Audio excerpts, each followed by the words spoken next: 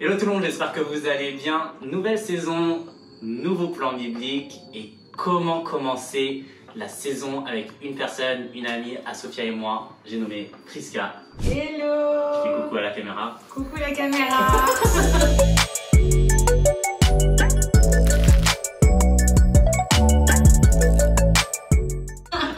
Est-ce que tu peux te présenter? Comment tu t'appelles? D'où tu viens? Ouais, alors je m'appelle Priska, j'ai 24 ans, je suis en région parisienne, je vais à Yvetot, Paris. J'ai fini les études il y a plus d'1 an, maintenant je me suis lancée en freelance en tant que rédactrice dans des médias, aussi bien papier qu'en ligne. Et à côté, je donne des cours de piano aussi. Et je fais plein d'autres choses, mais voilà, pour résumer en quelques mots. Donc ceux qui sont intéressés à faire des cours de piano, voilà. D'ailleurs, tu as lancé aussi un truc. Ah oui, j'ai lancé un blog qui s'appelle Revenons à la Bible. Donc revenonsalabible.fr et j'ai le compte Instagram @revenonsalabible. Donc les guys, si vous avez envie de retourner à l'essentiel, n'hésitez pas du coup à follow comme jamais, à visiter ce site internet.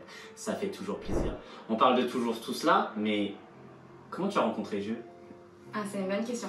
En fait, je suis née dans une famille chrétienne. Donc j'ai grandi un peu à l'église, dans une petite, moyenne, grande église. Bon, elle a grandi quoi, bref. Et du coup, mes parents m'ont vraiment éduquée avec des valeurs chrétiennes, enfin des bonnes valeurs. Et puis aussi, du coup, prier le soir dans ma chambre avec eux, lire un passage de la Bible avec eux dans ma chambre. C'est ça quand je dis valeurs chrétiennes. L'école du dimanche tous les dimanches du coup. L'école du dimanche tous les dimanches. Du coup, c'était l'école de lundi à vendredi plus le dimanche. Voilà, c'est marrant. T'as fait que de l'école quoi. Que de l'école, sauf le samedi, c'était Shabbat, je pense. Je pense qu'individuellement, on a toujours tous besoin d'une rencontre personnelle avec Jésus. C'est pas juste la foi de mes parents, la foi de ma famille. Et j'ai eu ce moment-là assez jeune, à 8 ans. Bon, je vais faire l'histoire courte. Hein. Vas-y, t'inquiète. J'étais à l'école, je suis tombée au cours de sport. Et en gros, pour la faire courte, mon os qui était là, il s'est mis là.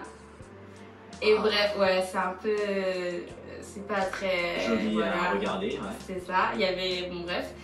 Et du coup, on est allé à l'hôpital. Ouais, mais non. On est allé à l'hôpital. Il y a 3 médecins qui ont fait la radio de mon bras et qui ont dit ce soir à 20h, opération de 4 heures avec des broches et tout. On doit bien...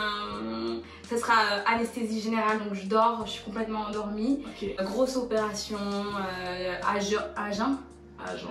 Tu manges pas quoi. Ouais, tu manges pas. On mange pas. Enfin, je mangeais pas, moi j'avais du temps en plus. Du coup, je n'ai pas mangé de la journée. Et voilà, et moi j'étais trop triste. Et du coup, je demandais à mon père oh là là, mais papa, pourquoi moi? Tu sais, j'avais 8 ans, j'avais d'autres choses à faire. À 8 ans, tu posais vraiment des vraies questions déjà, purée. C'est vrai. Je dramatisais trop.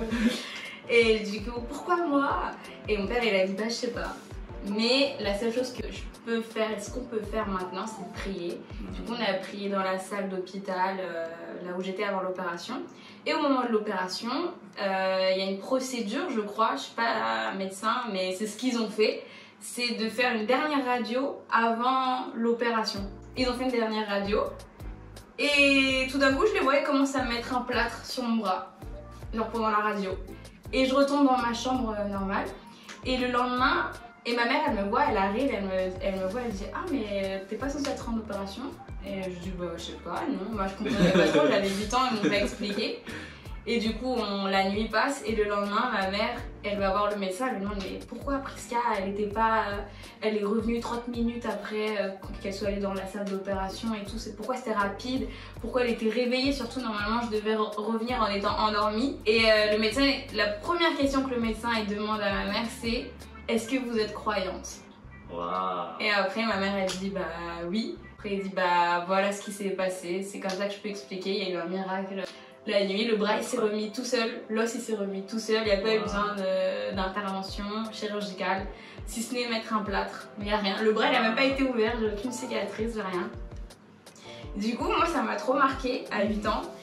De voir qu'en fait le Dieu de mes parents, c'était pas juste leur Dieu à eux, mais c'était mon Dieu aussi à moi, qui prenait soin de moi Et à partir de ce moment-là, ça m'a trop marqué jusqu'à aujourd'hui. Je pense vraiment que c'était ma rencontre avec Jésus. Et puis après, ça s'est fait petit à petit. Ma marche, jusqu'à aujourd'hui, je suis en marche avec lui. Mais voilà, j'ai réalisé qu'il était là pour moi, il m'abandonnait pas et il prenait soin de moi dans les petits comme dans les grands détails.